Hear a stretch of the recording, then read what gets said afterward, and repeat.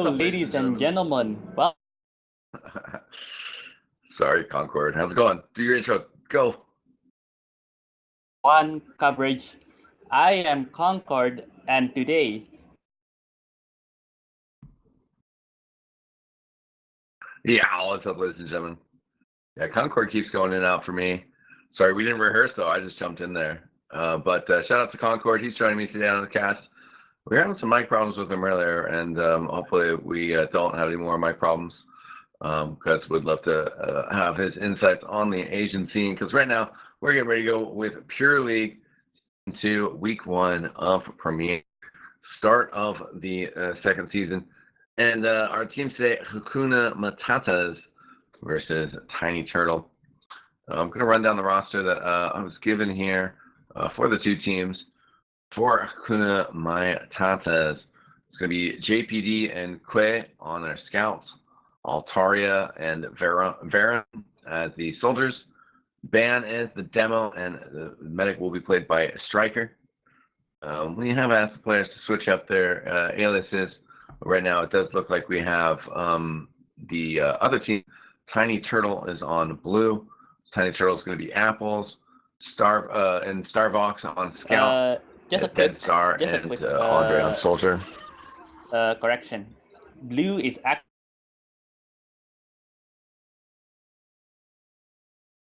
Yeah, yeah. It seems like a mix because the players are all labeled up backwards. You know, we got Ghosty is labeled up as the demo man for Tiny Turtles. Right now, he's on the blue team, so they're mixing it all up. And then JPD and Kwe were on red. So we're gonna sort it out with the teams here in a little bit. We're also gonna have a Merc coming in to step in for the medic position on Tiny Turtle. So, so these two teams, they have several names. Very much. And he's down.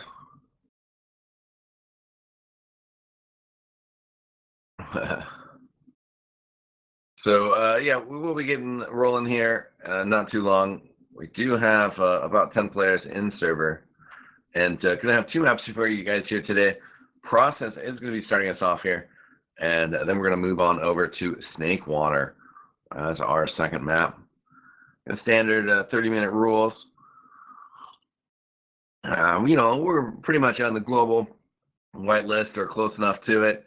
And besides, teams not that crazy. I don't know. We'll see. See if anybody whips out crazy strategy. They were watching the World Championships of Team Fortress 2. Maybe they too will be tempted to roll out a heavy weapons guy on Snakewater mid.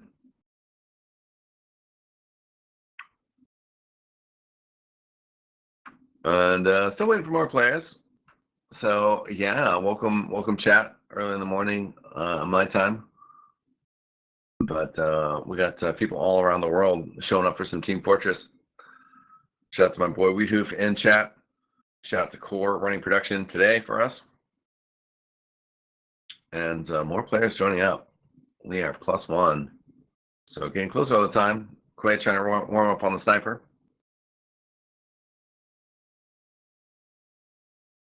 Concord, are you with us? You want to give it a shot?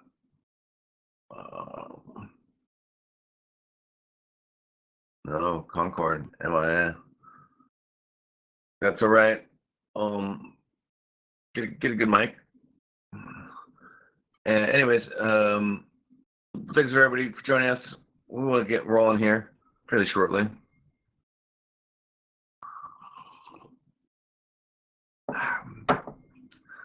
And this is for the Pure League.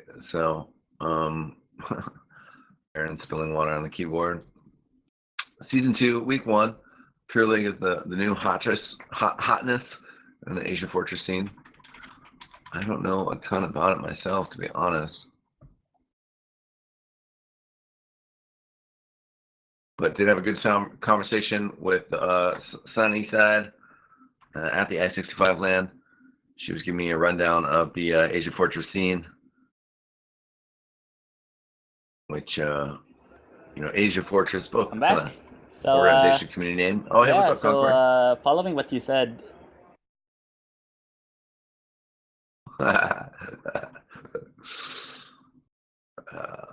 so short-lived and so unfortunate because I'm very interested in what they have to say. We're getting ready to go here. Process will be the map. And as has been mentioned, Snakewater will be our second one. And again, thanks for joining. Spread the word. Oh.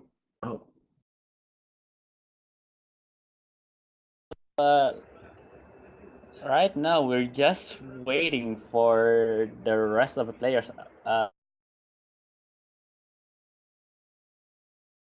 Still there, Concord?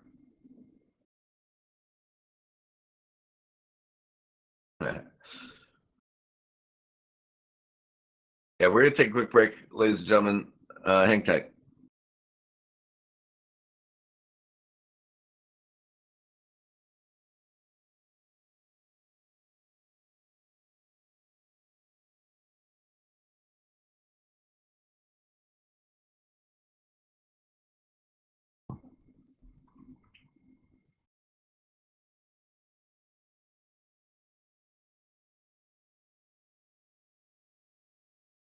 Yeah, welcome back, ladies and gentlemen.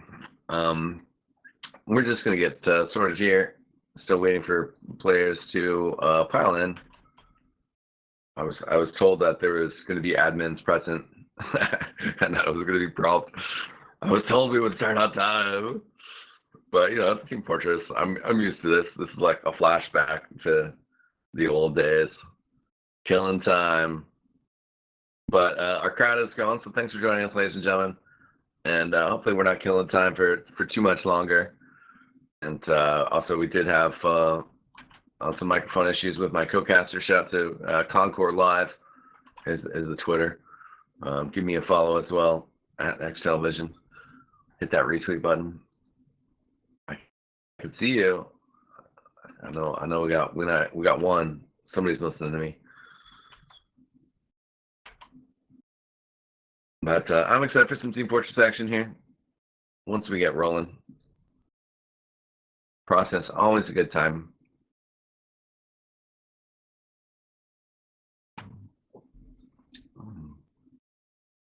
And, okay. Yeah, what is up, Peter? How's it going? Hey, good to be here. What are we watching? Do we have Connect info and stuff? Yeah, it's wasn't the mobile earlier. You're gonna get hooked up with it in just a second. We got the Pure League, and it is season 2, week 1, and Hakuna My Tatas versus Tinyturtle. Oh, those are some good names. I like this already. Yeah. And it's going to be 2 maps, Process and Snakewater. And I feel like we've truly conquered the world, Peter. Yeah, absolutely. Well, what region is this? What weekend?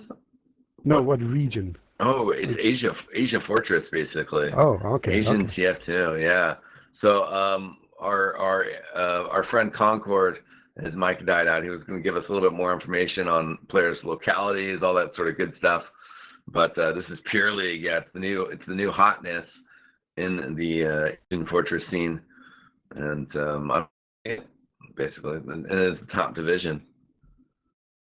Well, hopefully I recognize some names because there is some pretty nice overlap between the Australian and the Asia Fortress scene.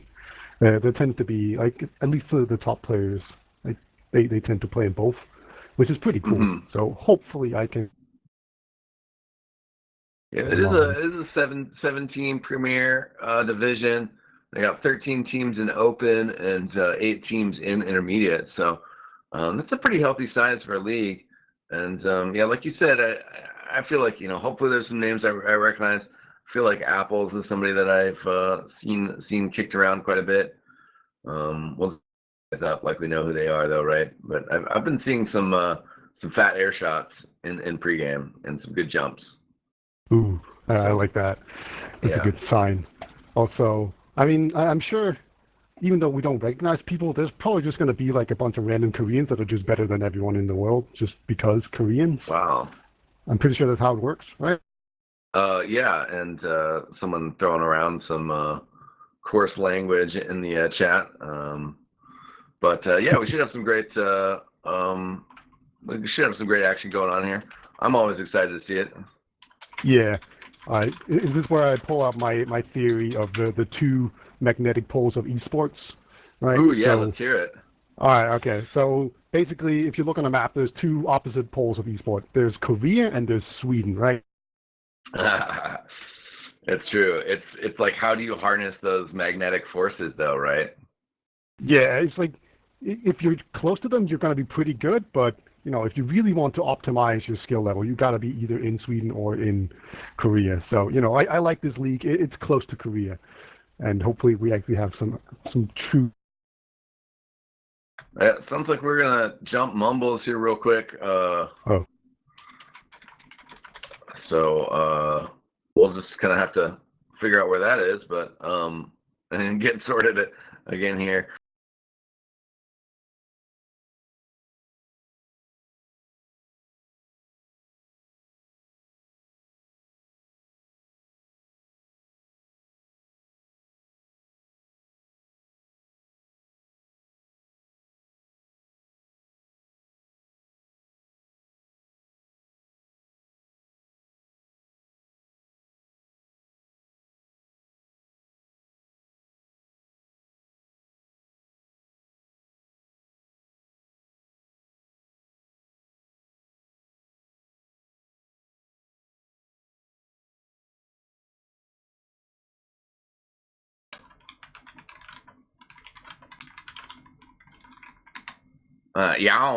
What's up, ladies and gentlemen? Welcome back. It's real smooth. How do we get the older players, the players we haven't reached yet, to play Team Fortress? Both in Korea and Sweden. That's the question, Peter. How do we beg them to display their skills?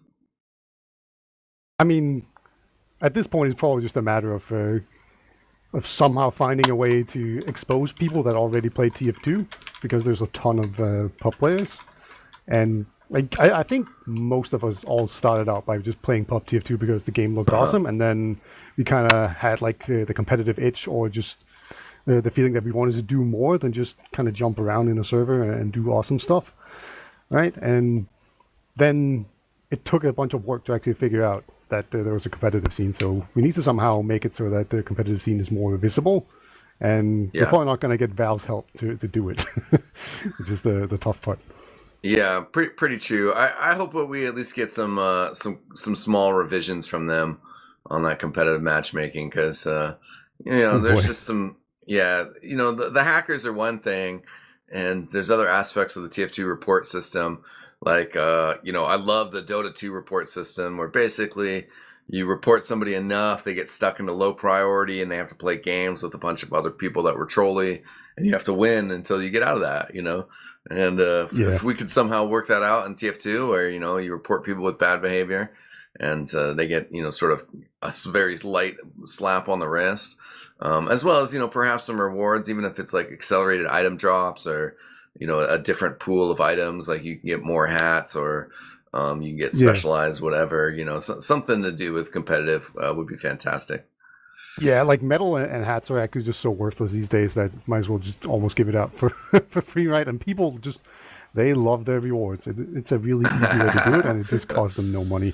So that would actually be really smart. And then also actually making the game mode fun to play, because as it is right now, the competitive game mode is just not inherently fun either, and just all the graphical restrictions and basically the attempt to streamline the game to make it more approachable has made it completely unplayable, which is the opposite of what they were aiming for. So maybe revert some of those things, because I know my main reason for not ever playing competitive is that it changes all my graphics options and makes it so that everything just becomes super annoying to look at.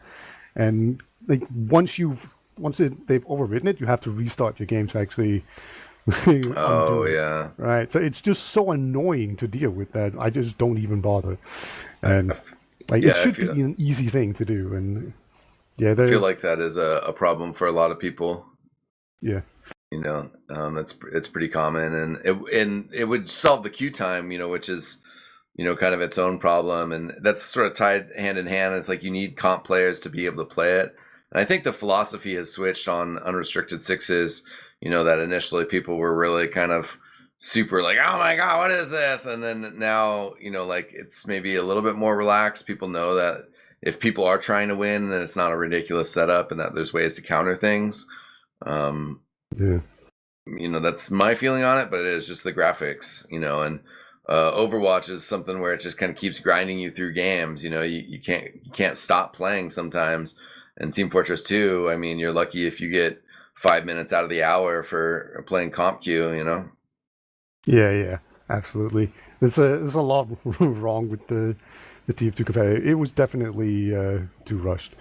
I think we can all agree on that. And it's just there's so many problems with it at this point that it's probably a lost cause. But I mean, we can still make. We can just do our best to actually showcase what we do have going for it, which is like the 6v6 game mode, especially, which has just been like honed over the years, right? Because it just started out as people just trying things out to just kind of organize it to make it into an enjoyable game mode that was like properly competitive, that didn't have like random stuff and unfun mechanics.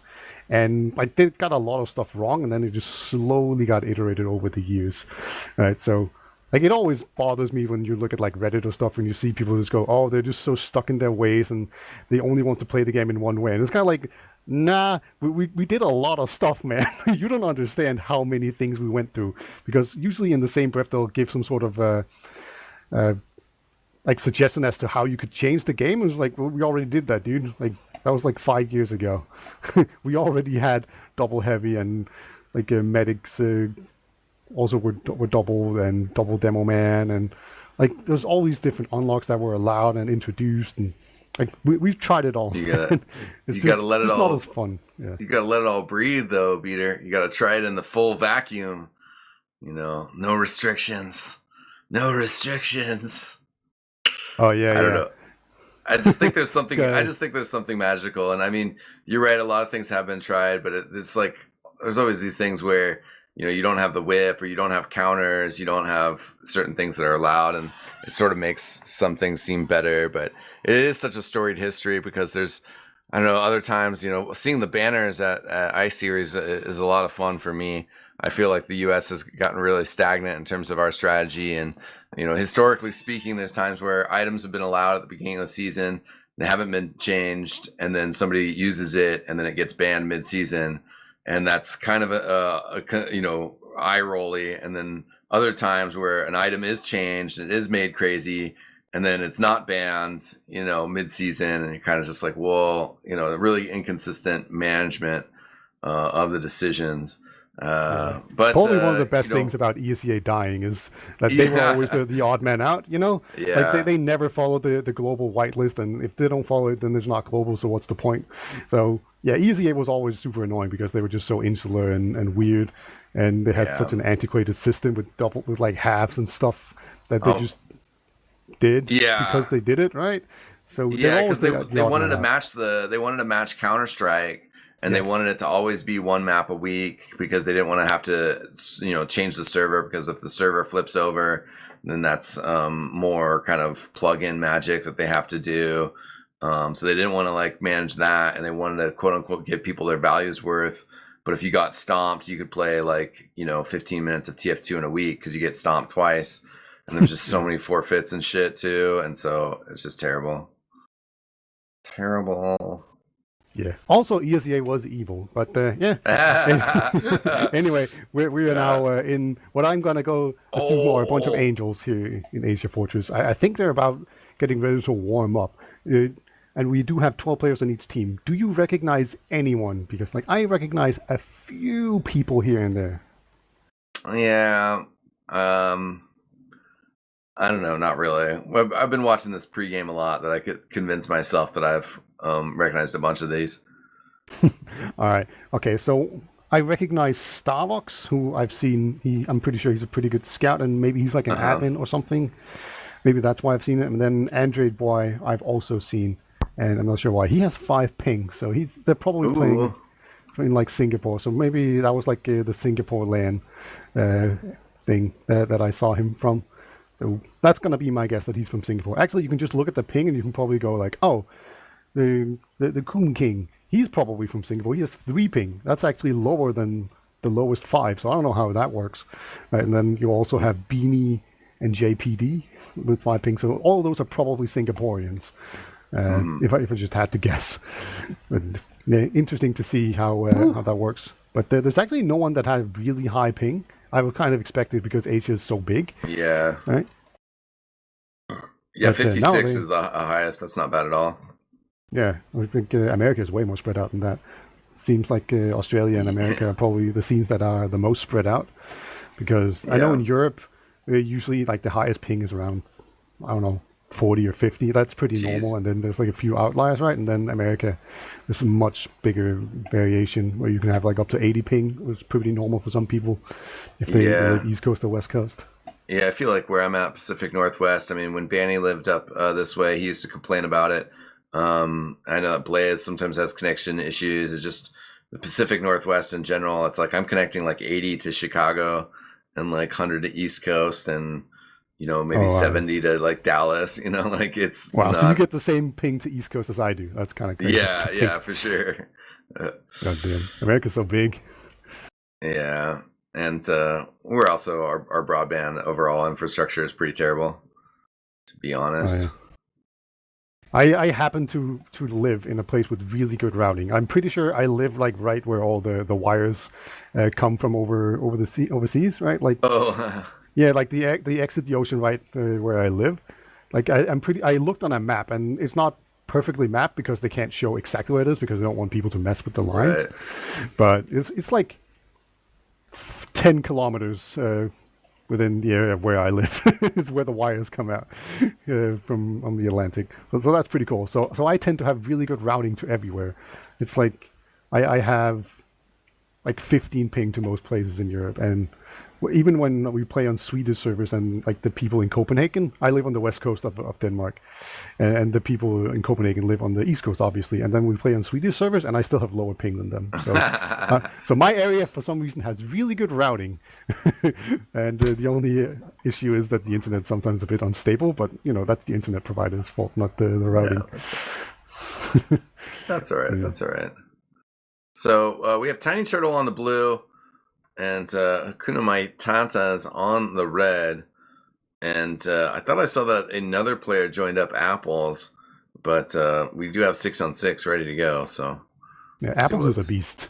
He's so good. He's like I think he's a sniper kind of player that does really well in the scout. But actually, let's go through the rosters while we actually have everyone just up on the right classes pretty much. So I will go through, was it Hakuna My Tatas on red? Was that how it was? Yeah, that's correct. All right, okay. So we've got the QWE ? On Scout. He's going to be playing along with JPD, the 5 ping player on Scout. Oh, well. We got Hong on Soldier, as long as Veron. Then we got Striker on Medic and Beanie on Demo Man. Yeah, and Tiny Turtle. You want... Go on. Sorry. Tiny Turtle is going to be Apples and Starvox on Scout. If that is Apples tagged up as Come King. And then the soldier is going to be Dead Star and Andre. Demo Man will be Ghosty. And then looks like their Merc tagged up as Castle. CASI? CASL? I don't know. Cassie? I don't know. Yeah, I think that is Cassie, actually. That is not. That is not. Oof, man, there's been some fat air shots, though, in pregame. Yeah, I mean, they've had some time to work on it. Look at the scores. They've been in this warm-up for a long time. They're almost going to have to just reset the map to just get rid of the stuttering at this point. Look at that. They all have, like, over 100 points. It's crazy. That's a lot of time to be in a warm-up. This is a good DM session, basically, right? Like, usually, when you play on DM servers, once you get around 100 points, that's when the map changes, because like half an hour elapsed. So this has been about half an hour just going from the point that they've just been sitting here and process fragging each other. So I'm sure they're itching to play, and I'm not actually sure what the issue is. Maybe I should read chat more, but... Yeah, we got oh, that's pretty funny. We did get a 60-second live warning about 6 minutes ago, so I don't think that's accurate. And looks like our last player... I won't bother repeating his name, has been bounced out and will be joining the spectators. Apple's coming in. All right. Yeah. So just by name recognition alone, I'm gonna say that the Turtles are looking very favored here. They look Hmm. like they're gonna be like a real strong team.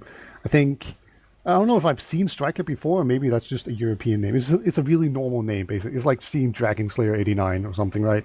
Like Right. you sure you think you've seen it before, but maybe it's just another guy with the same name.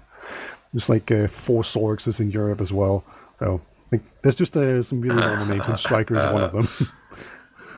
I think the other one that tripped me up at iSeries is you have Mac, you have Mackie, I think, somewhere. You had the old school Mackie, you have Max, and you have Maxie, and then there's probably MACK Mac, right? You know? Yeah, there was a Mac with a C and a Mac with a K, Yeah, yeah. And a Mac with a C and a K, right? Like, and they both played Demo Man. So yeah. yeah, I think the other one is hopefully. like Jake. Like, there was legit like 4 people in North America that used Jake. Anyways. We are getting live going on here, and welcome back, ladies and gentlemen. TF Live TV, eXtine and Beater, Quorum Production. We got Hakuna My Tata in red versus Tiny Turtle in blue. Process and Snake Water process just getting started here. It's always one of these maps where you want to look at the rollouts because it's really crucial, and there's a lot of speed going on here. Like you can really mess up your rollout here. Yeah, Ghosty and nails it, man. He just gets that slide real right. Whereas it looks like real Beanie has right. messed it up real bad, so he's gonna go into sewer, so he's gonna be a lot slower. Yeah, Baron even gets tagged with the Tyrone shot as soon as he shows up. He's still flying around like a madman. Other soldier comes forward as Baron drops back. Hong now fighting on the ground. Baron trying to control the other health back. Quay, the first player down. Excuse me, Starbox joining him as well. There goes Andre's turtle. That's just Andre. But blue team, Tiny Turtle having to back up here. Yeah, the slow rollout works out there. They just absorbed any aggression there. It seemed like it wasn't perfectly organized, and it just a few plays at a time. Oh, this scout, Oh, he can knock it out. Apples, he tried to dodge, but there was 2 soldiers just raining down hellfire on him. There's just no way he was ever getting out, and they've just been rolling this advantage really effectively into second, and they might even be looking to make some sort of play onto last. You definitely have the man to send in a soldier, and that's exactly what's going to happen here. Baron's in, gets the first shot onto the medic, but a nice search from Cassie. Not going to happen there, so they're going to just have to be content with taking second here, and they're waiting it out. yeah, they didn't really fully commit there. There's the bomb in from, looks like Andre, as he doesn't get the pressure on the medic. Striker taking down the half health, will back all the way into sewer. But both teams quick to act, but also a little hesitant to really fully commit here as we're just getting started on this map. Teams trying to feel each other out. Yeah, both medics surviving mid there means that it's going to be a matter of who can force the enemy medic. We've seen 2 soldier bombs right now. Basically a counter sack from the first one. So now it's going to be a matter of, will we see some sniper stuff? Look, we will. We got QWE. Quer? Is that how you pronounce the name? It's fun to say, but also a little bit weird. I do believe so, yeah. I do believe it is Quay. And, Alright, so yeah, he will be looking for the shots here. That's a pretty good angle from lobby. yeah, he's in so deep. He's actually getting some pretty nice looks in there. The medic is nicely hidden away behind that pillar. That is really the prime medic spot where you just cannot get sniped unless the sniper gets to walk in really deep. And normally both teams will be set up to deny that. And that's definitely the case so far. Quiggs looks like he's going to go in here through drop down. That is a place where you can see the medic if he's standing in the hiding spot there. But the medic, it looks like they're completely on top of where the sniper is. So they're just going to rotate around and take it easy and just deny any sight line here. And now he's going to make it in to the right side. And again, not really able to get anything done there. So really nice defense so far coming out here from the Turtles. Really nice team cohesion, sniping out or spying out where the sniper is hiding, and then just making sure that they don't expose their medic to him. Yeah, Quay is rotating around quite efficiently. It's a slow process here to get this snipe, but he does finally get Ghosty, Good one. and that's obviously a great pickup, taking off the demo man. Yeah, that's actually very often the thing you see. And look like they actually just want to take the exchange. They've got the medic and a scout in right now. Actually milks the Uber quite a bit, but they didn't really get onto the medic. And Cassie, he will pop his Uber as well. And Beanie has gone down, so both demos going down in this. But of course, Ghosty has respawned. So now it's actually going to be the Turtles that can put on some pressure, and they do. Baron goes down. Now the medic is very weak. Striker, he's going to have to get out of there. And this might actually be a repush. Oh my god, what an air shot from Andre. What a shot. Jesus. Yeah, that was fantastic there. Right now, JPD does get a frag, fighting over second, but his teammates have backed up. Striker did escape successfully, and second is going to be given up there. Yeah, definitely a nice, calm, long plays from our blue team, Tiny Turtle. It's a very weird Uber exchange, though. Like, they just ran in a scout and a medic, right? And then they weren't really aggressive as well. They were just kind of standing in the corner. I think maybe they didn't know where Cassie was, and they were just kind of like, do we commit or not? And it just ended up with them getting forced pretty easily, and then it was a very easy, like very calm repop there from Cassie, and they didn't have to flash a whole bunch, and then they just put on a ton of pressure on the way out. So it was a bit of a weird Uber exchange coming out here from Hakuna My Tatas. Yeah, for sure. Right now, double soldier bomb, and Demo getting thrown around. Ghosty gets juggled, but Hong does go down. Varen was able to sneak away, so just will give up the one soldier for a bit of damage. Yeah, he didn't get onto the medic, which is obviously what the soldier wants in that situation, but he got onto the demo man instead. Oh, this poor soldier Andre, he's gonna go in there, just get completely juggled by stickies and scouts. That's rough, but such is the life of Roma and Process. It's a very bad map for soldier KDs. Basically, you can do some really big plays and you can fly through those chokes, but I mean, you're gonna die either way, right? But you know, as I was saying, the soldier, he jumped in, he went for the medic, he hit the demo man instead because he just went in the way, and then he just tried to get the demo man kill.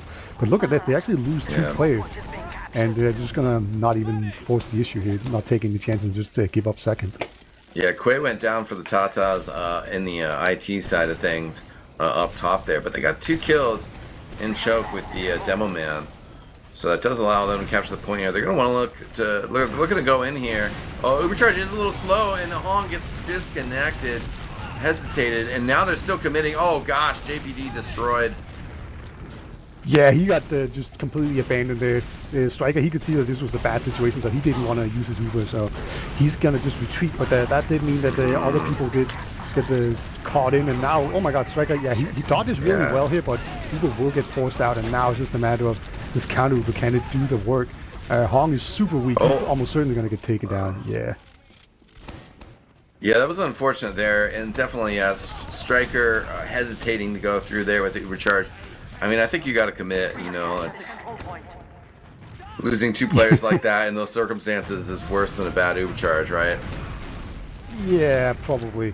And, you know, it's just a matter of when do you want to use the bad Uber? Because, like, you're probably going to get forced either way, so might as well just do it early and maybe save some more people and go out and stabilize. But this repush in here has actually gone pretty poorly for the Turtles.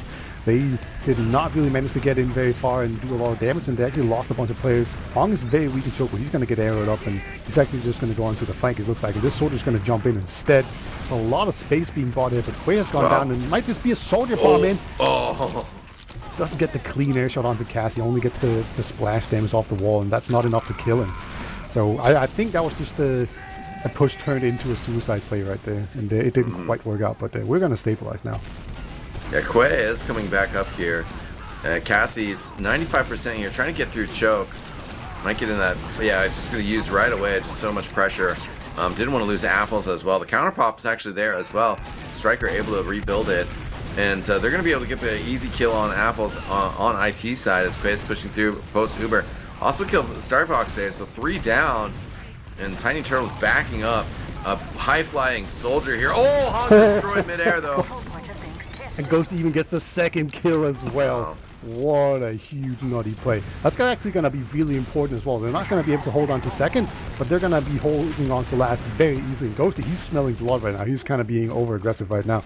But look at just how aggressive they are. Demoman gets air shot as well, taken down by Apples. Just clean up right now. And that air shot actually is going to just cause this whole chain of event to have started out. Yeah, you got to imagine the atmosphere in the Mumble must be pretty hype right now.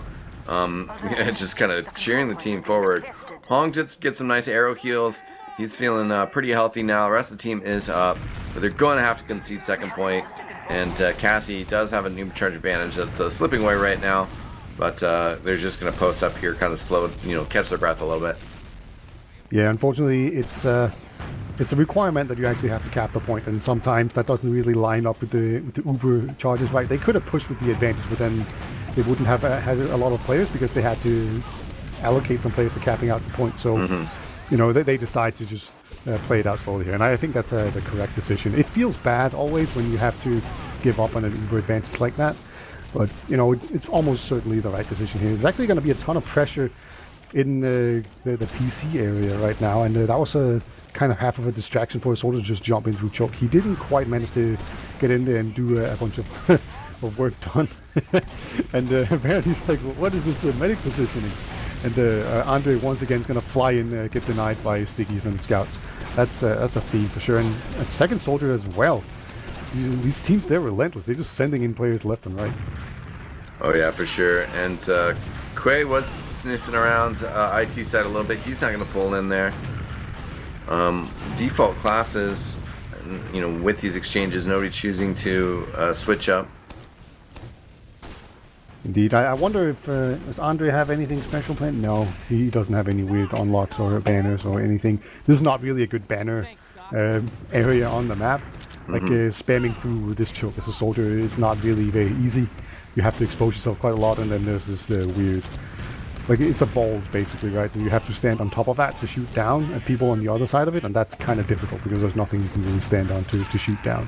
And people tend to hold pretty far away and just spam it out. So not really a good place for a banner, but you know, there's a lot of other things you can do. And so far it looks like Baron, he's just going to be pretty aggressively positioned inside of the PC area, and maybe the rest of them are in the sewers. Yeah, actually Starbucks goes down. All right, that's a bit weird, but okay. Yeah, they were able to get good pressure from sewers, and Hong jumping in there. He wasn't really able to find much, but at least Starbucks did get the trade there.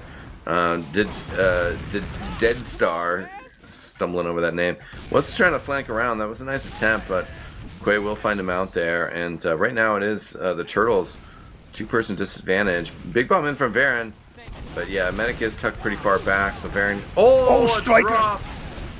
Yeah, Ghosty with a very nice pop on the stickies, tucked away. Cassie's gonna get a full Ubercharge advantage here. Not going to be able to find too many players in the aftermath of that fight. Beanie really disconnected in sewer. As he comes out here, he's going to find a lot of players. He's just trying to jump away here, flying and cratering. Back half happening, but nobody able to stop the capture, so Quay going to have to abandon that effort. Yeah, he can do some spawn camping if he wants to. Like, you can just stand on top of the spire and just deny anything there.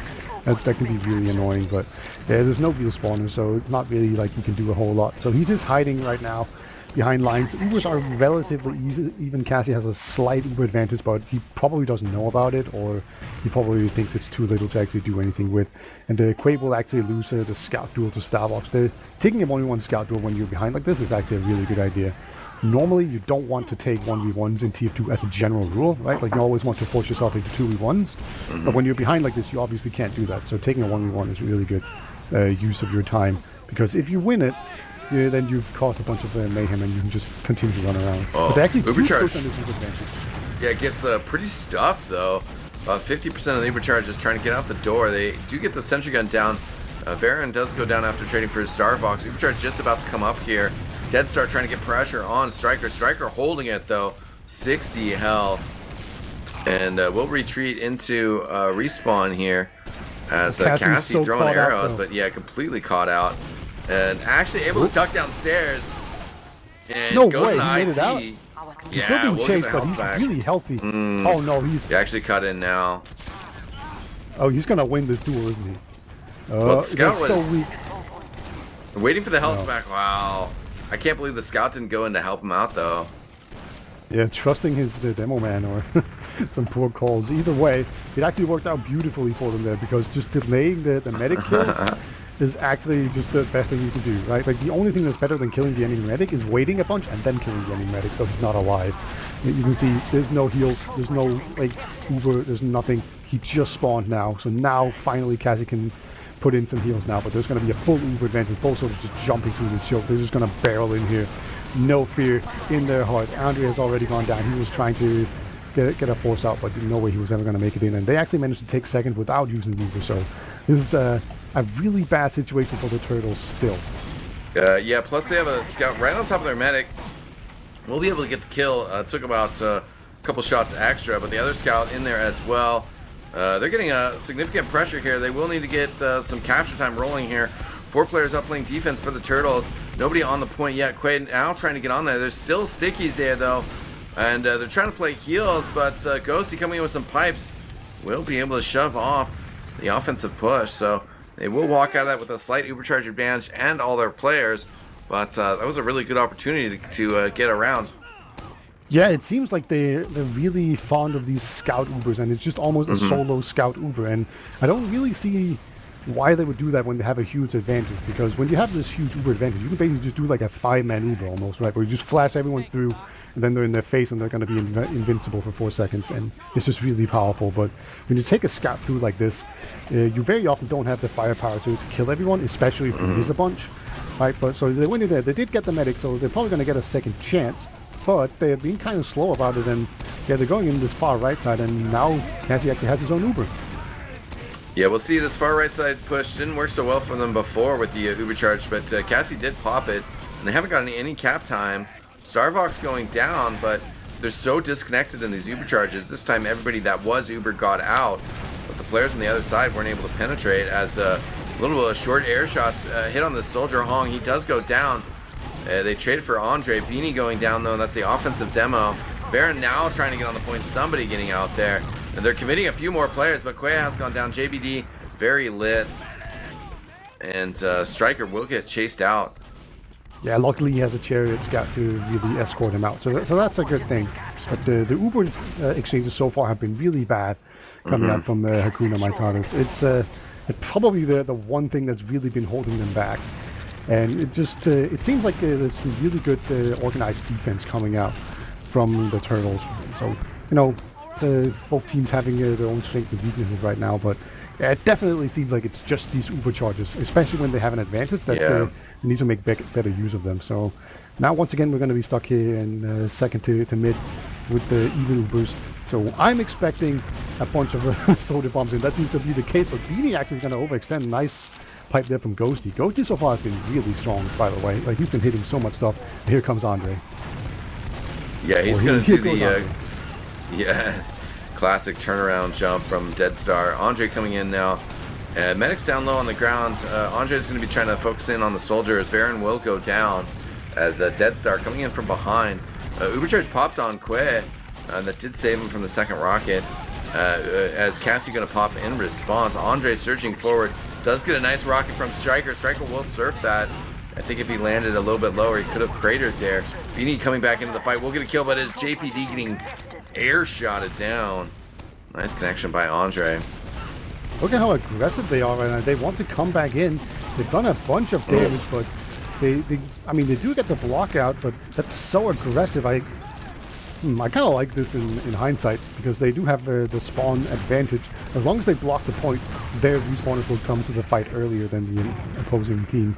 So a really heads up play right there, because that was basically like a 4v5 block coming in, but they just went for it, and they did a ton of damage onto the point, forced people off of it, and that's all they needed. And here comes the soda bomb in. Oh, Cassie once again doing a lot of dodging. Yeah, Hong, great jumps in, but couldn't connect with that last rocket. Just kind of keeps feeling like every time they bomb like that, they're just a rocket short. You know, just killed. Perfect defense by Tiny Turtles right before they can fire it. And now it's the Turtles sending a bomb in. There we go. What timing. Striker didn't have the Uber yet. So Andre, he's been jumping into this choke a lot, and it's never been working out for him, but finally it does work. So this is the process. The thing, but no! Hong comes in with the sync rockets, takes down Cassie, completely turns this thing around. Now it's a 2-on-3. They're pretty weak on the side of the Hakuna My Tatas, so it's just going to be Hong who's in here. Going to do a 1v2. He gets the soldier down. Can he get the scout as well? No, Starbucks finishes him off with a pistol, but man, it's not a good time to be a medic right now. Yeah, definitely crazy exchange all throughout that. Beanie also was going through sewer, which was kind of like eyeing it like, I don't really like that. But he had the pain train, and so being able to get behind, that's what caused the distraction that led to Cassie dropping there. And the push in from the Tiny Turtles, not quite going to be finished here, though, as Hakuna My Tatas get on just in time to block it. Baron goes down after Apples was taken out. There goes Starbox as well. So the Tiny Turtles without their scouts. They do have Andre behind. We'll be able to at least try to pick up the health back in IT behind. He gets taken out by JPD. So just 3 up for Tiny Turtle. They are backing up. We'll be at a slight Uber disadvantage. That probably won't come into play here, though. Yeah, these mid fights or these mid blocks have been so good, though. And like, you know, I think this is like the second time where it's almost the exact same situation where they go in where they don't really have like an advantage to go back in. Their positioning is pretty bad, but they just go in really aggressively, block out the point, and then just rely on their respawners to just win out the fight in the end. And it's been working out really well.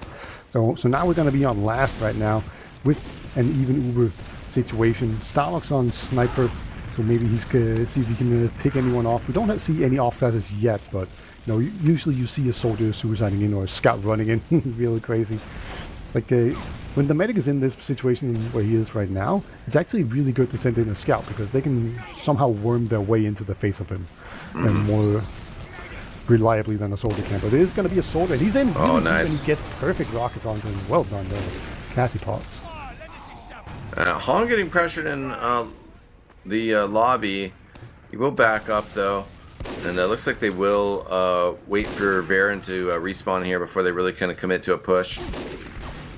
But certainly they need single to. Scout Uber is my question. Exactly. It's like when they Uber in through the right hand side from their perspective, they're basically using an Uber to take like the least important part of the defense. Right now they do get in through the doorway fairly clean, and they do have a heavy weapons guy they have to clear out. There's also Stickies on the point here. Stickies will get popped now, and they are getting frags around, so I think this will finally be able to do it.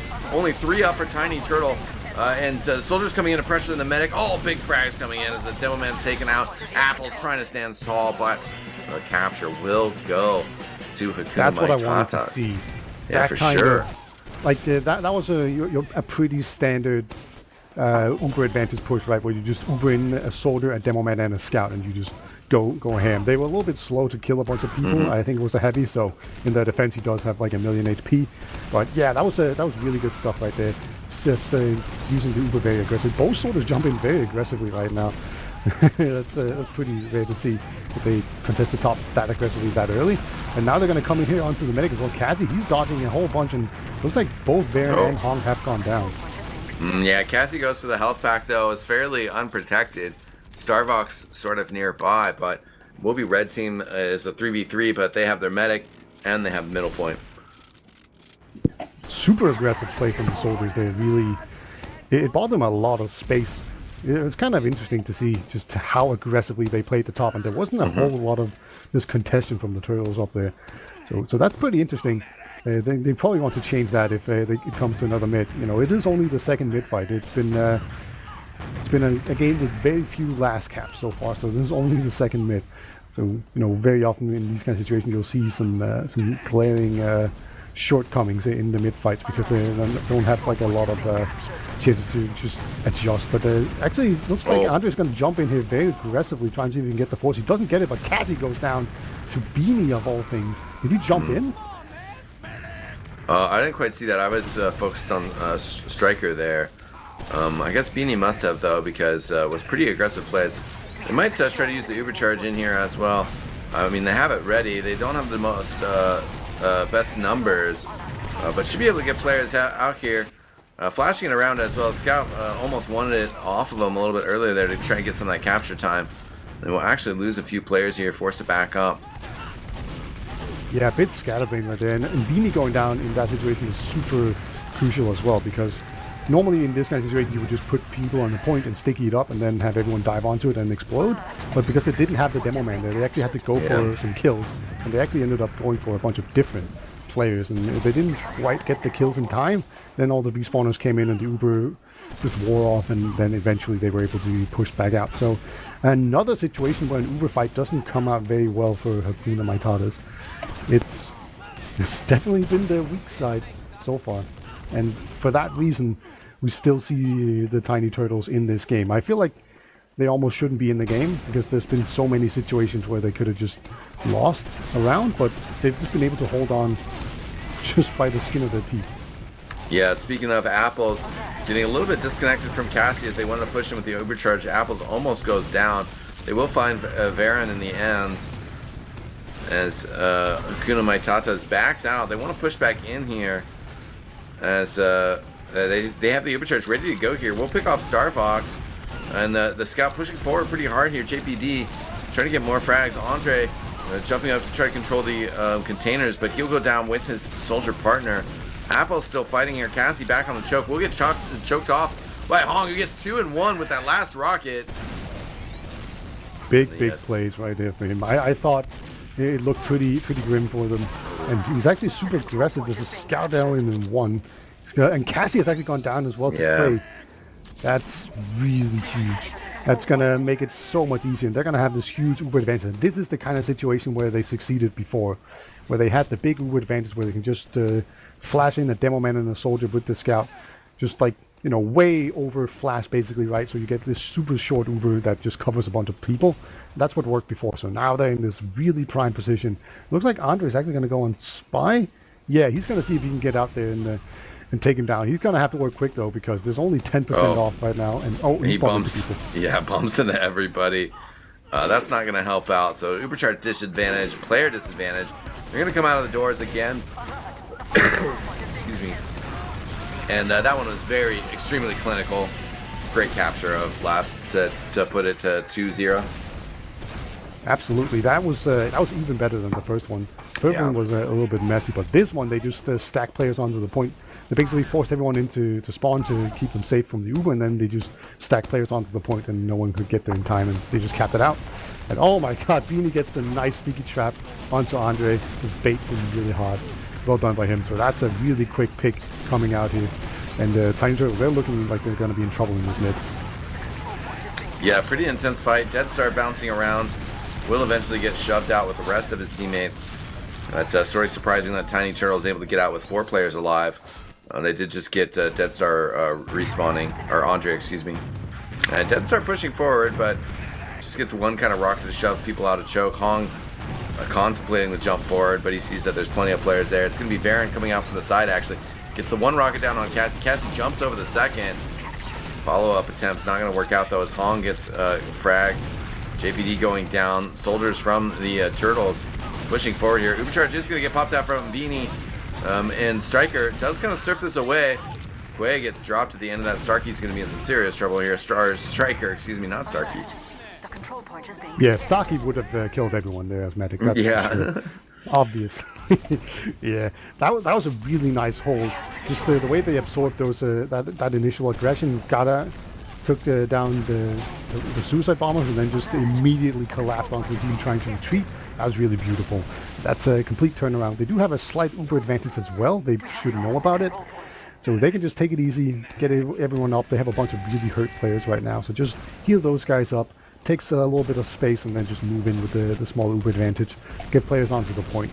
That's usually a really strong recipe for success. But we'll see how exactly they go about it. You can go in from a varying amount of entrances. You can even kind of slow push it, going in from one side.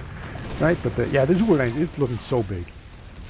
Yeah, they don't have too much time to play with here, but still enough. They're going to send the Demo Man. Does catch the sentry gun as it's changing levels. That's an easy kill. Demo Man still has stickies on the point, though. And heavy weapons guy in the corner. They're going to put some time on it. Both scouts getting in there. They get destroyed there, and wow, there goes the entire team. Just Dead Star. He's got 60 health. And that push got stuffed. Yeah, they were a bit too slow to get onto the point. He's actually going to go in here and see if he can get the back cap. That's about as well as he could hope to do there. Luckily for Hakuna My Tatas, they did have a soldier there to deal with it. But yeah, they were just a bit too slow to get time onto the point. And then once they got scouts onto it, the soldier came in and just took them out once the Uber had run out. So just a bit too slow to get onto the point there. Just really came back to bite them in the ass there for tinyturtles. And now they're going to be on the back foot. They're going to have this whole team of angry Asians just running into them right now, jumping through the choke. They're just going to preempt the Uber. That's very optimistic. Just no scouting whatsoever. Going to get a single soldier for it, but that's it. Yeah, they just want to create this pressure. Kind of, park the bus is a favorite euphemism that people love to whip out. And they might not do that with 2 players down, but I mean, this creating kind of an off-Uber push opportunity here. But certainly they put themselves in a very good position here, up 2-0. Minute 20 on the clock here, and players flying forward. Varen getting some frags. Oh, and nice Hong shot. Destroys Starbucks there. Yeah, that's the victory cigar if I've ever seen any. There's 1 minute remaining, so this game is definitely over. But you can still get another round if you really want it. We're gonna see Starbucks running sniper to mid. I hope we see. Oh, we see the sticky jumper shenanigans gonna come in here with the K. He gets it. Ghosty down. Why didn't we just do this the entire time, baby? Wow, that's so good. Yeah, and yeah, certainly kind of a trolling round, which is always fun to see. We had different discussions about dead time. I'd say this is the most ideal, right, where it's just about a minute. Players can do some wacky stuff to mid, have something fun.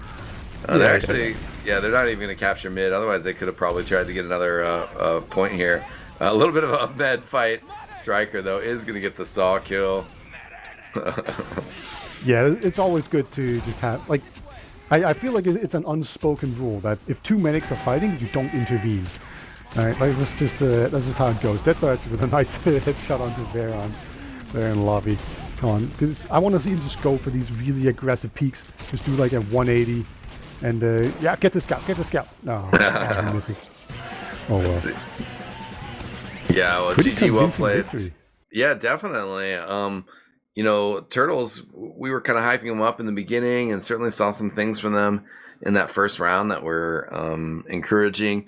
But then, also as the offense kind of wore on a little bit for Hakuna My Tatas, there was sort of a concern, like, can these guys push last? Is it, problems with them more than it is of, success with the Tiny Turtles? And then just kind of started cranking it up a little bit more. Really doing some good work. And we got the stats there. Hong and Varen, we're going pretty nutty, just high flying. Pretty even KDA, but just very impactful. Yeah, like the KD for soldiers on this map, as I mentioned, tends to be really bad because you will stalemate out, and then you have to send in soldiers through the choke because they're just the best at it because of how you can just fly through those chokes so easily. And, once you've gone through that choke, you're probably going to die. You might do some really cool stuff, but you're going to die. So, yeah, it's not about the KD there for sure. I'm actually surprised that the Beanie has better stats than Ghosty. Ghosty was just playing really well early on, I thought. Yeah. Like, I thought he was going to just dominate in the damage and kills, but no, he must have cooled down. Yeah, I think he did. I think he started slipping a little bit. That's all right. Hard to keep up that tempo, all the way through. Yeah, I'm trying to go through the. Actually, Beanie was just out damaging him even in the first round. So I don't know. Maybe it's just like the first half of the first round or something. It was a long round. Yeah, but we are gonna be heading over to Snakewater now. We'll have to wait for the players to get on in here, but should be an exciting one. And we'll have to see if, again, can be a tough last point to break down sometimes. Yeah, absolutely. And, I wonder, it definitely seemed like Hong and Varen had slightly better games, so maybe they're just better soldiers.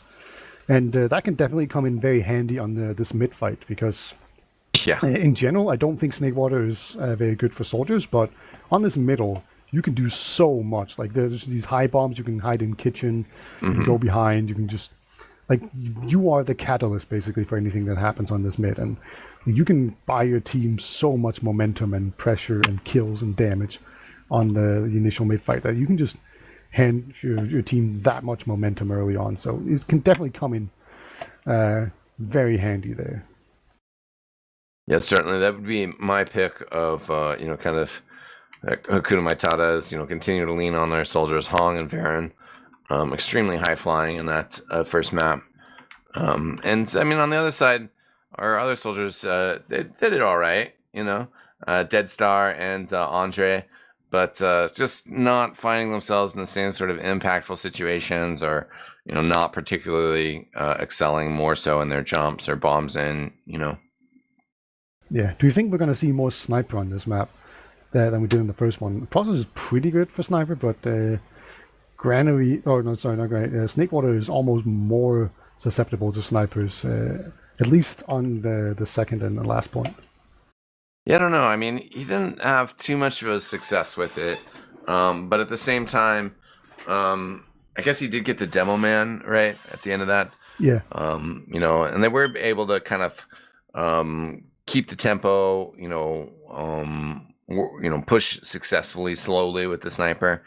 And I think that could apply here on Snakewater. Teams pushing last, especially if it gets kind of locked up, because that is, a really good way that you can kind of control the tempo. You don't have to be too risky, and you can kind of slowly unravel a defense. So it's definitely a possibility. Yeah, it's worth noting that it's a bit of a different kind of dynamic with the sniper, because on process it's all about this midpoint. Like you can run sniper to mid on process and it's very good, whereas in the mid area on Snakewater it's actually really bad. Like you almost always see the second point and last point is where the sniper really shines. So you'll see it in different situations at different times than you would on process. So it should be interesting to see if that changes anything or not. But I think you're right in saying that we haven't seen it too much, and they're probably just going to stick to mostly just like cookie cutter lineup. I don't know if that spy play just completely dissuaded him from doing it again. That was a disaster and a half. Just ran right into 3 players immediately. He's not quite 007 status yet. Yeah, certainly a bit of a bummer to not have that work out. What do you think about the heavy weapons guy to mid, Peter? Do you think that's I mean, if the best team in the world, pulls that out to win mid, like shouldn't people, emulate that? Yeah, I think the big money was on the line. The reason it works is that people, you heard me talk about how good soldiers are, right? And usually what that entails is that the soldiers jump in very aggressively and either like land on their house or in their face or like slightly behind them. Right, but the heavy just chews that up if you get close to them. So the teams, they just jump in the soldiers, they don't realize there's a heavy, and then it gets chewed up by the heavy, and you just slowly walk across the point. There's not a lot of places you can really hide from the heavy. But I think if the team actually sees it coming, they can just have the soldiers up on the high ground, and the only thing that can really contest it is one soldier and one demo man from the other team, and that's just not enough. So you're going to lose the high ground, and then you can just stand passively and just spam them out of mid, and then you're stuck with a heavy on second, and it's just going to be bad. So I do think like a sneaky heavy can be pretty good. Like it has its place. If you're losing to certain soldier bombs consistently, just run the heavy so that at least they have to do something differently. But I think in the long term, heavy is something that punishes people that are unprepared or uncoordinated. Right, so I don't see too much future in it. Yeah, I think the direct hit is a good counter as well. It's like you sort of encouraging these soldiers that are really strong players that can hit air shots to run a weapon that can just like destroy people when it connects. And if they can hit direct shots on the heavy weapons guy from the high ground, that's not going to last very long.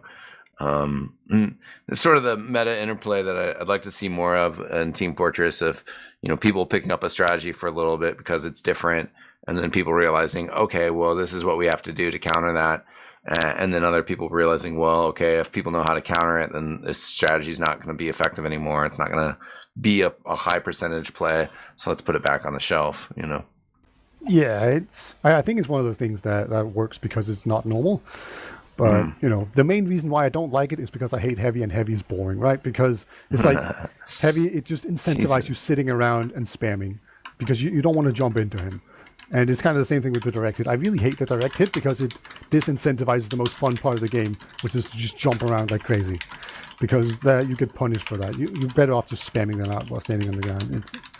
Right, so I really dislike those weapons because they're just not fun to play against. It's not very fun or interesting to watch either. But yeah, I don't know. I've seen no inclination that we might see any heavy on this mid. So hopefully we get spared from that. I don't see anything indicating it so far. You see Ghosty and Beanie, they're going to do their rollout. Is there like some sort of config that, yeah, this looks like the ESEA config almost, where it like readies up and players have to ready up individually. It's kind of interesting. So there's some sort of client involved maybe. That's weird. Haven't seen that in a long time, since, you know, those leagues tend to die. Yeah, and you know, plenty of people making plugins, all these fancy things for TF2. Our ability to modify it is certainly one of strong points of this game.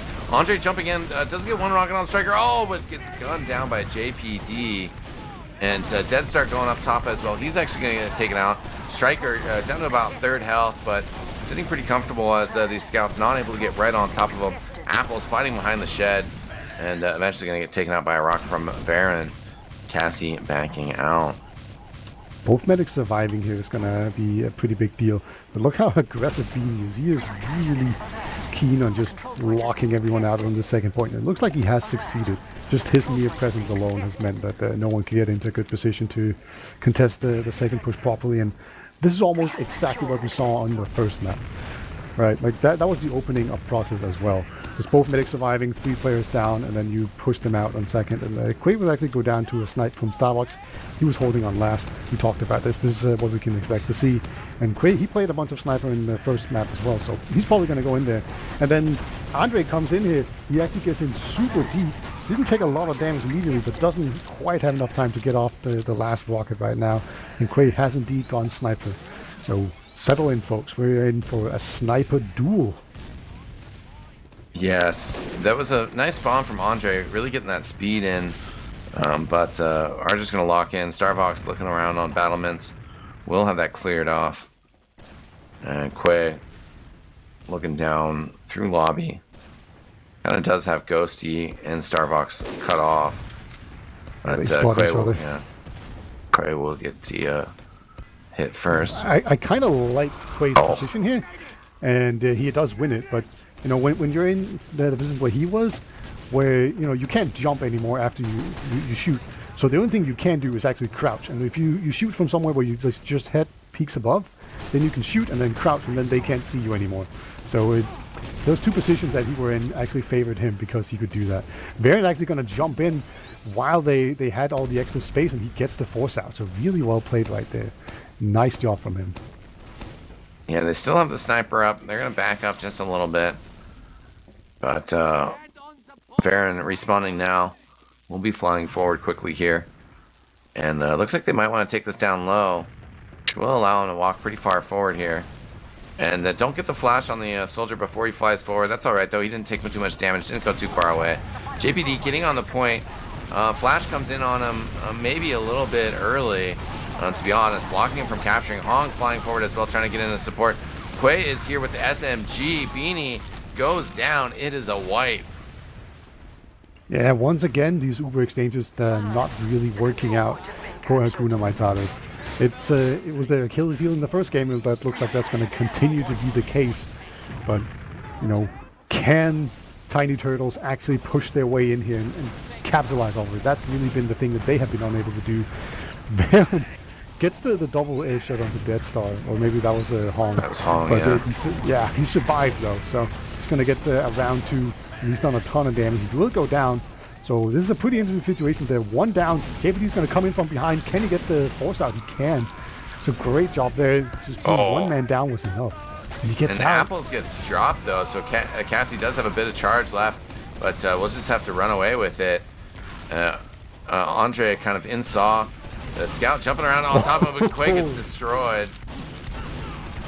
Yeah, that was beautiful. He got caught up really hard, and then he just turned around and destroyed him anyway. Cassie with the pan. Doing the shade thing. It's not quite good enough. You know, maybe he could use the Uber saw to get the charge almost, but yeah, that's still a pan to the head. That's good stuff. And Death Star actually gets caught out. He's surfing around trying not to get an air shot. He succeeds in that regard, but so many players have gone down that it's not going to be quite enough. Maybe that was a bit over aggressive, and now they're actually going to be 2 soldiers down with this massive Uber advantage, so they're going to have to delay that. But that just means that Cass is going to be that much closer to having the Uber himself. So a bit overzealous there. Big heads up play here from Tiny Turtle. They realize, okay, well, they have an Uber charge. We can get out here. We can force them to use it. They are going to lose Cassie, though, so maybe that's a little too aggressive.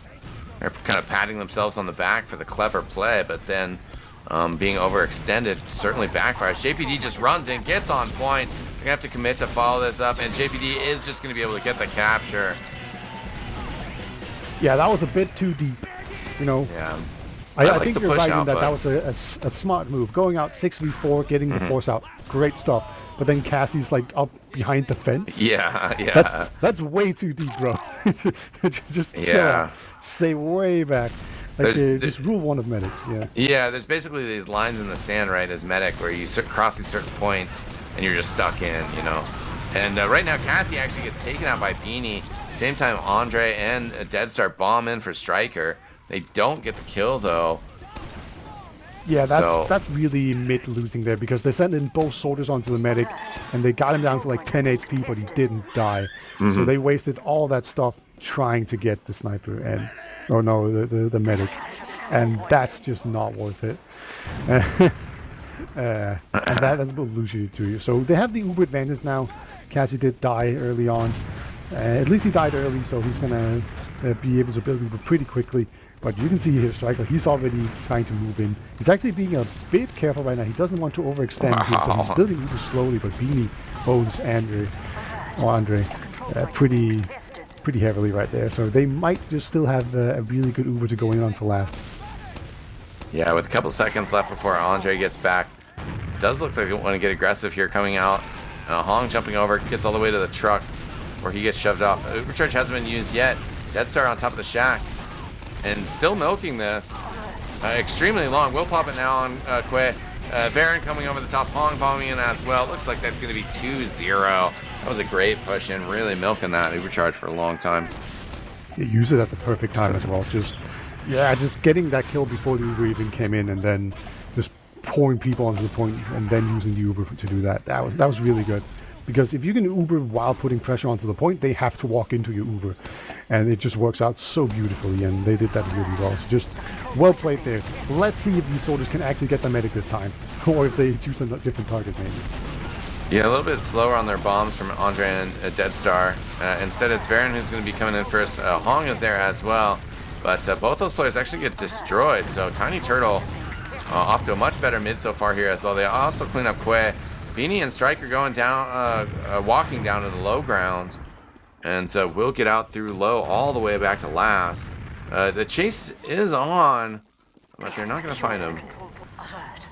Yeah, this chase is probably a bit overzealous. I think they're going to have to back off here, and they will do that. But that was a really bad mid coming out here from the Hakuna My Tatas.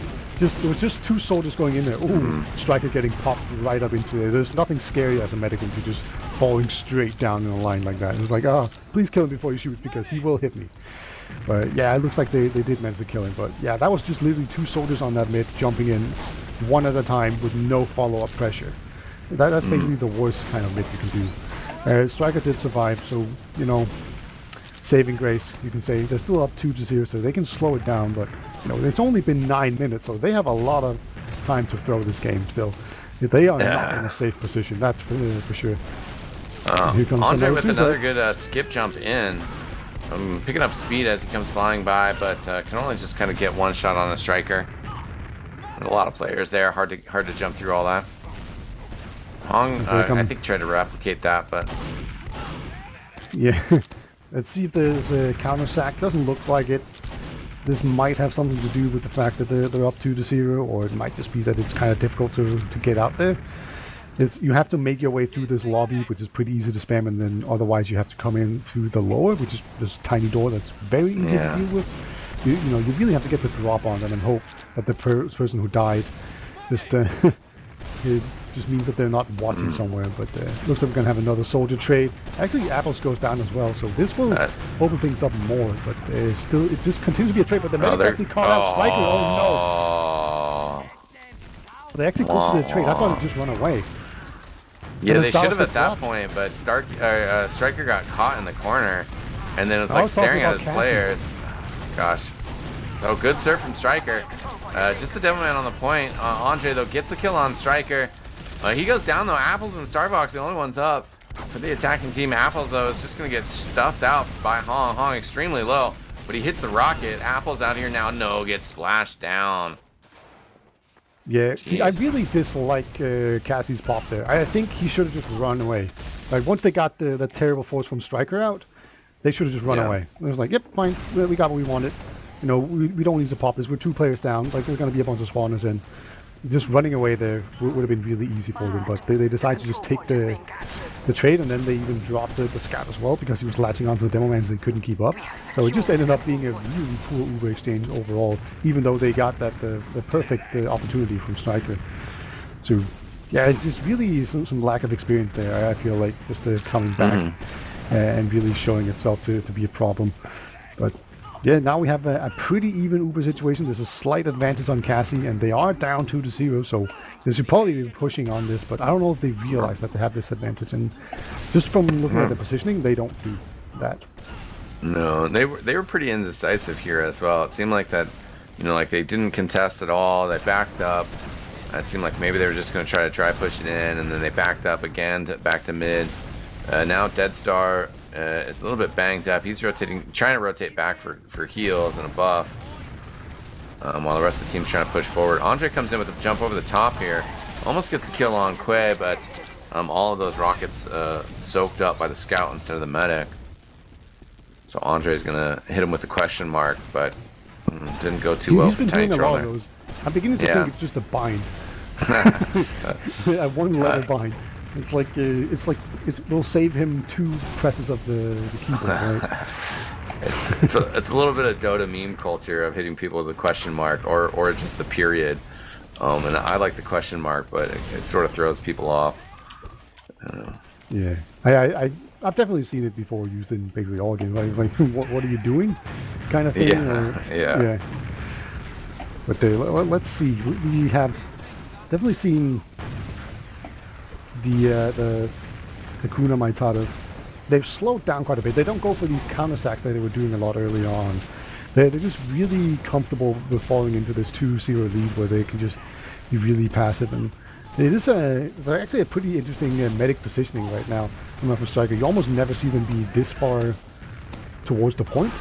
Like normally, okay, so now he's in the normal spot, right? But just being on top of this train it's kind of interesting because usually that means that your head can get hit by the sniper in the window or something like that. But you know, they're so keen on just spamming this window. There's 2 soldiers looking at it. But okay, here comes the soldier, and I think that might have been a deny shot there from Veron. Not quite sure, but either way, Andre, he's gonna absolutely not succeed there. And I think I was right. That was an air shot. And the positioning of Striker being really far off was actually really good. And there was a counter sack as well from Hong. So not as passive as I made them out to be, but you know, there's still 7.5 minutes remaining before the round gets reset. So yeah, they're just completely content with just sitting back right now. Yeah, and Andre will stay as soldier, but will hold the door open for Starvox so that he can switch off to sniper. And yeah, you got the window as well as lower. The 2 looks available to the sniper here.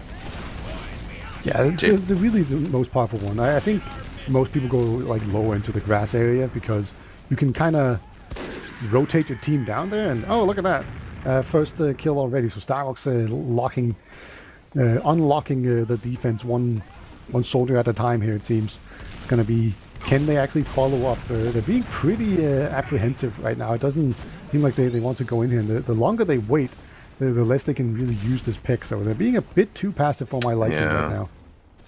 Yeah, certainly. And Andre now going over the top of the bomb here to try to follow. Oh, he gets a drop! There we go. 5th time the charm. Eventually, Andre gets his man. Nobody dodges Andre 4 times in a row. Yeah.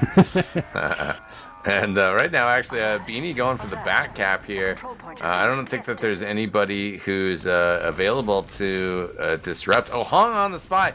Gotta go in and gotta disrupt this capture on second. No, what are you doing? Yeah, now he needs to get the medic, otherwise that was a wasted opportunity, right? Oh, Death Star in the sky, does not get hit. He will survive and live to tell another. He actually does 1,000,000 damage. these rockets are so good. And then the air shot, can he get the double? No, not quite. But he did a lot of work right there, and his team, they're happy to follow up. And this Hong Spy right now is looking real silly. He's just doing nothing.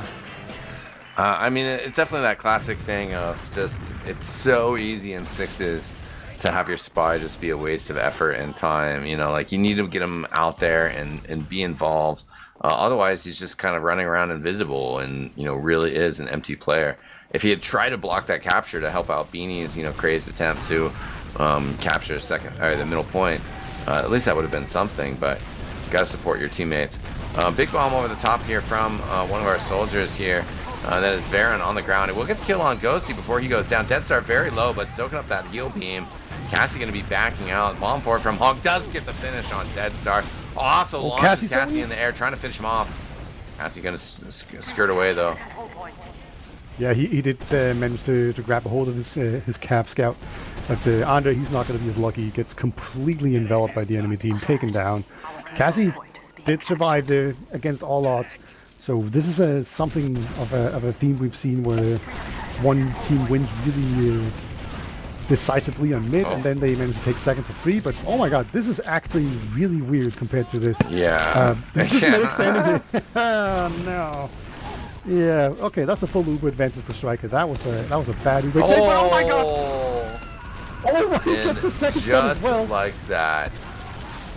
Wow, Starbucks, what a crazy 2K. The push is still going on here, but Varen going to get bottled down from behind by Ghosty. JPD still fighting, gets the kill. Can he just finish the capture here? Apple's running in from the side. Oh, won't be able to get the finish. Plenty of time on it, though. Here comes the soldier bombing it. Oh, Hog with the 2K. Gets it. 3-1. Oh, and a perfectly timed pause here. That's interesting. I wonder if that's some sort of plug-in thing to make the pause happen at the right time. Probably not. Probably not. That would be fantastic, though. Yeah. So I'm not sure what this pause is, but you know, it's perfectly timed for us because, I mean, I feel like the mid fights in particular are definitely worthy of some talking about because the Tiny Turtles mid fights have been really poor. It's just been two soldiers going in seemingly at will, and then there's no real follow-up. What you want to do normally is you send in the soldiers as part of like a full team push across the point, so that once they're done dealing with your soldiers, they'll just look towards mid and they'll just see a demo man and two scouts in their face standing up on the high ground of the mid, just shooting them. Right, that's kind of what you want to happen. Whereas right now what's happening is that it's just like Andre and Deadstar just jumping in and then just dying one at a time, and then everyone else just sitting back in their own house and hoping that they were getting some kills, but they're not. So yeah, and that was just a crazy exchange. You know, first off with like Apple's getting really low, and then while they're just kind of trying to hold the choke, and Apple's got so low that Cassie was like, "Oh, I cannot just drop my player here." Popped on him, and then Apple's just ran away, and it was super awkward. But then, you know, at the end of the day, Star Fox, after that supercharge wrapped up, was just like, okay, cool. You know, now's my time to shine. You know, big drop on Striker. That was crazy. Follows up with a second one while he was getting bounced around, which was pretty nutty. They were actually. No, it's kind of crazy that they didn't. I feel kind of bad for him that they still lost the round after that. Like that's the kind of heroic play that, you know, you just as a TF2 player you just live for. Like those kind of huge plays. Yeah. Uber disadvantages, they're pushing in, you're screwed, and then you just hit the shot. Yeah. And then you also hit the second shot, which is probably the more difficult shot if you really think about it, right? Like the medic shot, usually they're not that difficult, they're just really important. But then when you're getting bounced around and there's a scout in your face, that's almost impossible to hit. So, yeah, just confidence is a crazy thing, man. And somehow, just the final soldier there, Hong, just came in, just barely managed to edge it out for his team and makes it 3-1. I mean, I guess it is kind of important to note here also that the Tiny Turtles, they did get around. They were really struggling with that last cap, and you know, maybe just that's going to be.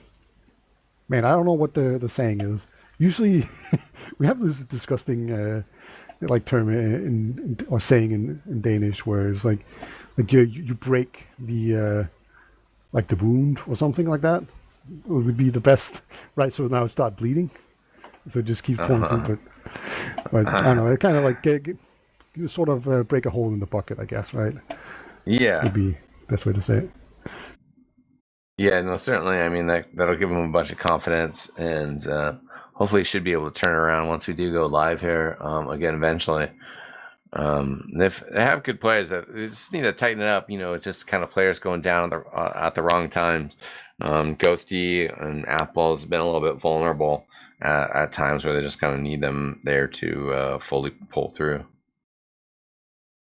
Actually, while we do have this pause, I kind of want to hear your thoughts. I haven't spoken to a lot of people about their I-65 experience, but yeah, I mean, it looked amazing just from watching the stream. So was it a good time? And are you still in mourning about Ascent not winning? It is amazing, and it is too bad that Ascent wasn't able to get a map off the grand finals. That would have been exciting to see.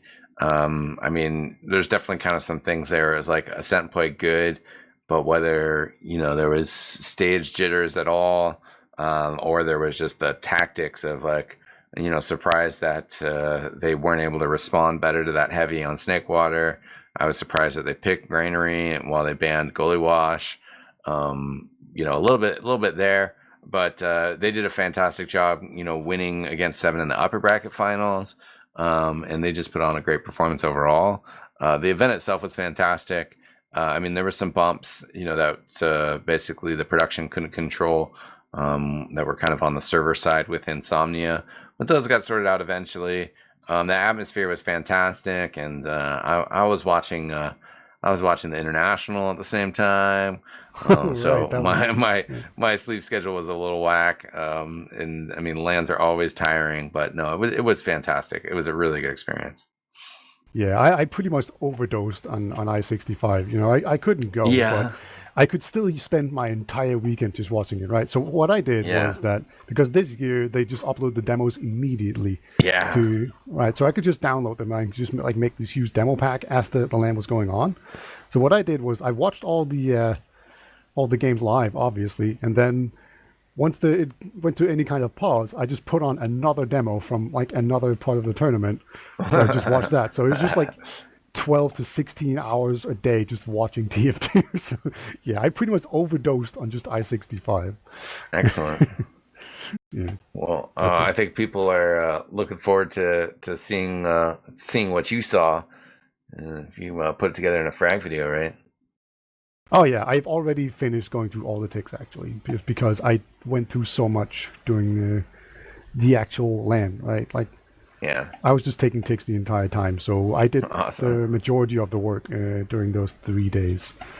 And yeah, I've already finished going through the entire demo pack.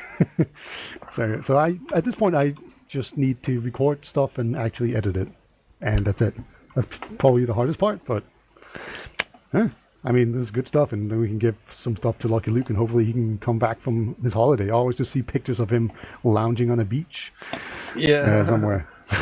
He's got a lot of pictures of wildlife. Oh, it looks like we are live again. Thankfully, we are back. So once again, it is 3-1. Hakuna My Tatas, who won our first map. And they have taken the lead here, but we'll have to see what they can do on this mid-fight if they can keep the momentum rolling. Gonna be Baron's gonna just hide in the kitchen right now, and the soldiers are being pretty passive so far in this mid. Deadstar, it looks like they have actually discussed some stuff right now. Baron will get taken down. Both teams being kind of passive. Definitely seems like the Tiny Turtles have the better positioning, and they even have a soldier behind. Cray is very weak. Soldier's gonna jump in very aggressive. He gets 1 kill. Just by accident right there. And yeah, this was such a good mid from Tiny Turtles. Yeah. Really well played by them. Striker gets chased down through the window. Apple's going to be able to capture middle here. Starvox and Deadstar already on second point. So that'll get captured swiftly here. Deadstar and Ghosty looking to get forward here. Deadstar jumping in towards the truck. And this might have been the way the pause was. Varen just kind of hanging out in spawn. Yeah, there's sneak pausing. Might just be after this round, but we'll see. They're going in very aggressive. Beanie has gone now. That means they can now stack the point with players if they so want to. There's the pause. that just happened, but it's not going to prevent anyone from capping out there. So that was a really quick round coming out here. And now it's 2-3, and it's 2 rounds now for the Tiny Turtles. So now they're going to know that they can absolutely do this, and we're going to get another mid-fight. And the last mid-fight looked really good for Tiny Turtles. So things are definitely looking up, even though it was just a few minutes ago looking really bad. Ghosty to mid just a little bit faster. Hits the first sticky on Beanie as well. So Beanie will have to soak that heal beam now. My hunt's still a little bit messed up, excuse me. But Dead Star, the first one to go down here. And Andre trying to jump up and follow up. But Hong is there to kind of counter. He's going to get the kill on Andre. Ghosty going down now. So slight advantage for Hakuna My Tatas. Hong, gets killed by Apple. He was out of ammo. Was trying to go for the melee kill. So Apple is going to continue to lurk behind here. But the midpoint will get captured. Well. Yeah, as in, like Apple, can he get in there in time? No, not in time to block it out. Now it's 1 against 2. He's a good scout, this Apple's dude, but no, cannot win the 1v2. Striker survived, Cassie did not. So this is would be a good way to just reaffirm their dominance. Andre kind of tried to do a jump, but he bumped his head on a door frame. I've done this before in real life. It's not fun. But they did actually get the force out of Striker. The Death Star actually did manage to do a proper jump and get him down there. So as long as Tiny Turtles don't get overrun here on last, they're going to be good. Although Cassie goes down. Yeah, good follow-up rocket from Varan as well. Getting the kill on Apples, but the frags have gone out here. And Heavy Weapon guy also has come out. They are going to be able to hold here. Quay, the only person surviving. Trying to get tracked down here by Starbucks. Yeah, one-on-one down. 4K on last. He got it. So that's a 5K for him. Great last hole right there. It's a pretty risky move right there coming in to last, because there's going to be faster respawners obviously, but they did have a man advantage and they did just use their Uber, so they're going to be at an Uber disadvantage if they don't go into last. So I kind of do like their decision to go in, even if they are up by 1 point. So it didn't work out, but sometimes the right move is still not good enough for you to work out. But yeah, now it's going to be even Ubers here. They did get Cassie for the effort, so going to just stabilize once again. And it's a bit unfortunate now that they're holding second and not mid, because suiciding into second and making things happen is a lot more difficult than the other way around. Also, similarly, they've pulled up the sniper, but that's one that I feel that is a lot stronger offensively here. Starbucks will get some looks here. The Ubercharge fading. Beanie gets flashed again, though. JPD has gotten a kill on Dead Star. With Starbucks, though, they're pretty just far back here. And they have gotten a kill, though, on Hong. And JPD, so yeah, that's a really nice hole coming out here. This will definitely open the door for Tiny Turtles to just come back in. They do need to just make their way through these chokes initially, and that can be a very tough sell, especially when you're 1 scout down. Having a sniper is pretty nice for just a continued support in a fight, but if you want to go through a choke, it's really beneficial to have a scout to just run through it real quick and then start fighting you, and then you can't hold the choke anymore, and then everyone else runs through.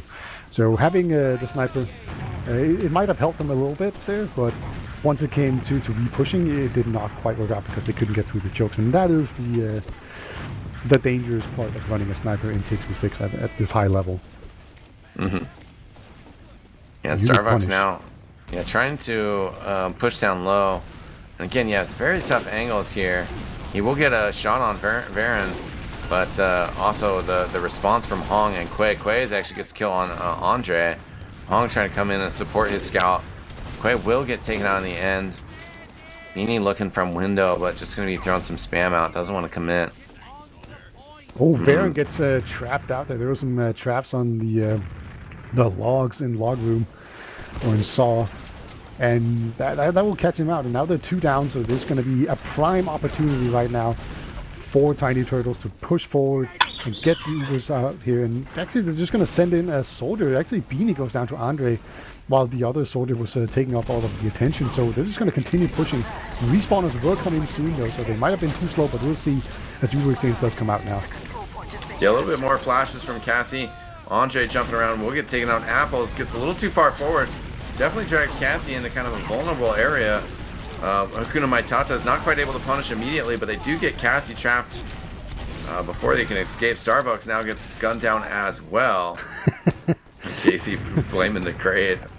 Oh man, I remember back in the early days of Snakewater, it had really bad clipping, so no matter where you were, you would always get stuck on a crate whenever you would run backwards. That's not really an issue anymore, unless you're Cassie, I guess. But that looked really funny. He was just walking back and he just stood still and got killed because he just ran into the crate.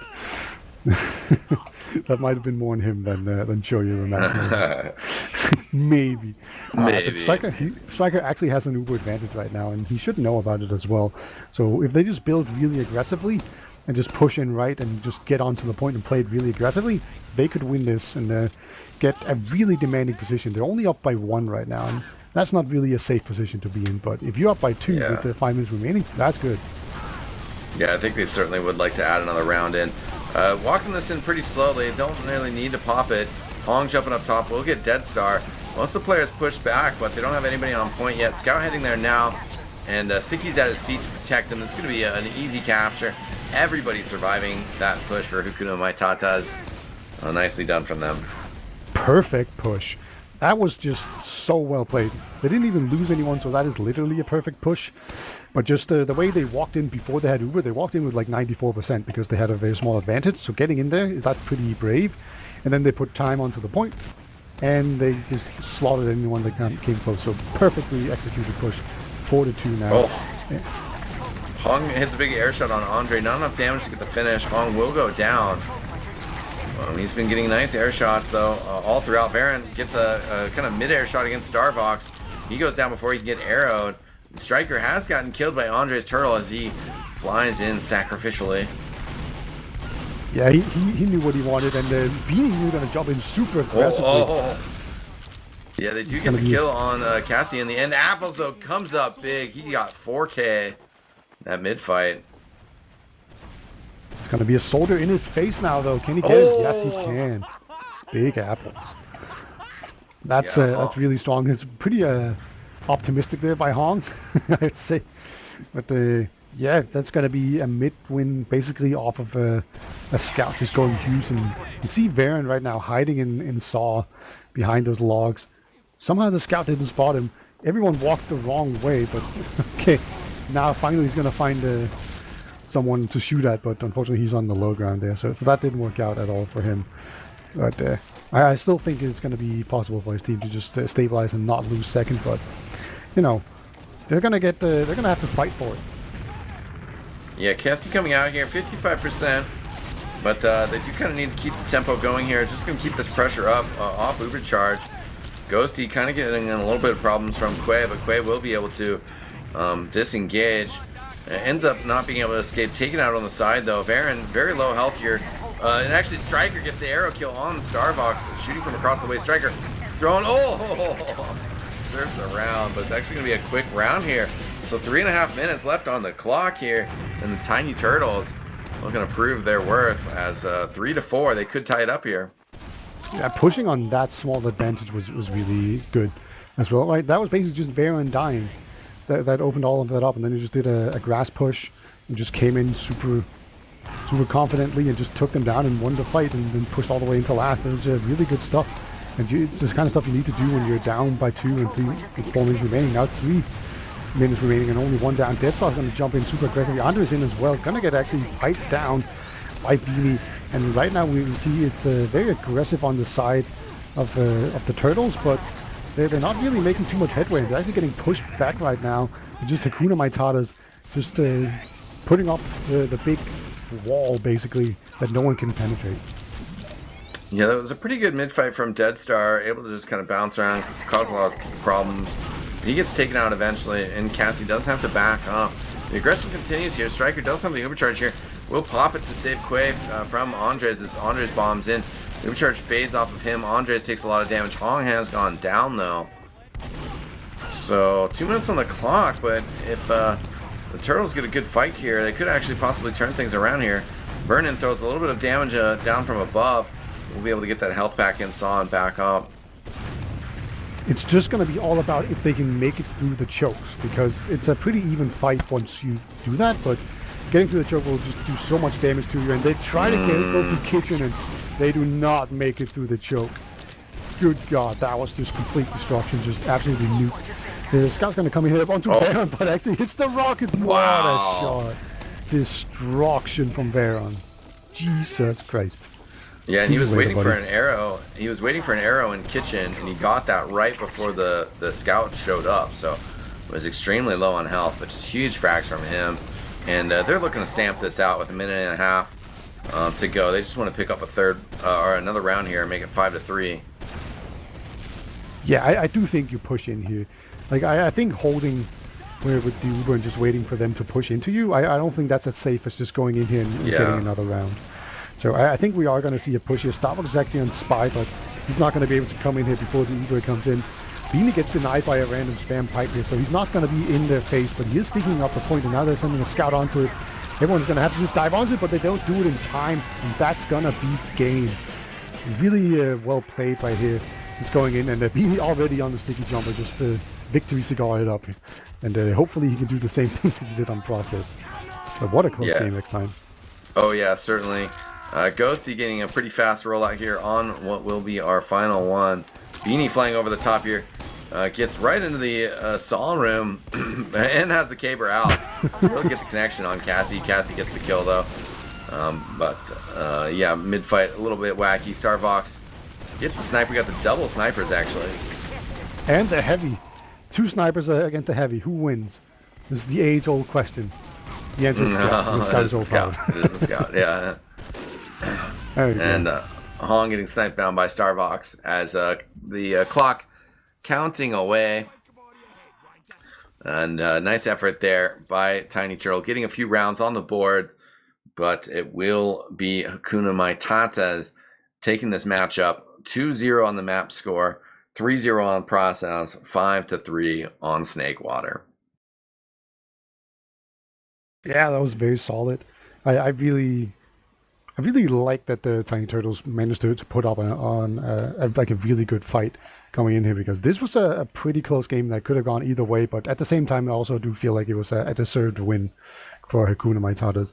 You know, I definitely recognize more people on Tiny Turtles, but hey. It's not all about name recognition, right? Right, yeah, for sure. And Hong and Varen, again, just having big games, you know, up there on the kill numbers, both of them in the top 5. Ghosty actually stepping up on the damage. He's got top damage.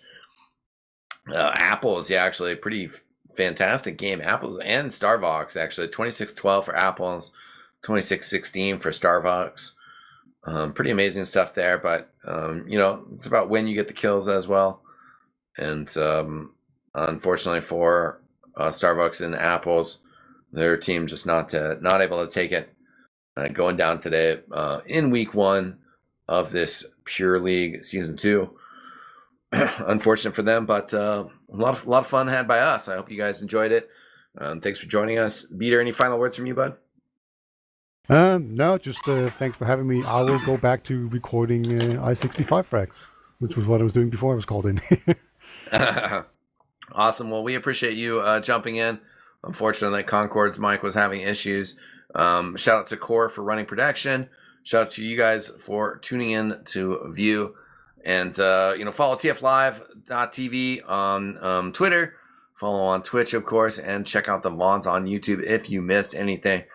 Thanks so much for tuning in, ladies and gentlemen. On behalf of Beater and Core, it was a pleasure having you guys. I'm eXtine, and we will see you guys next time. Peace out!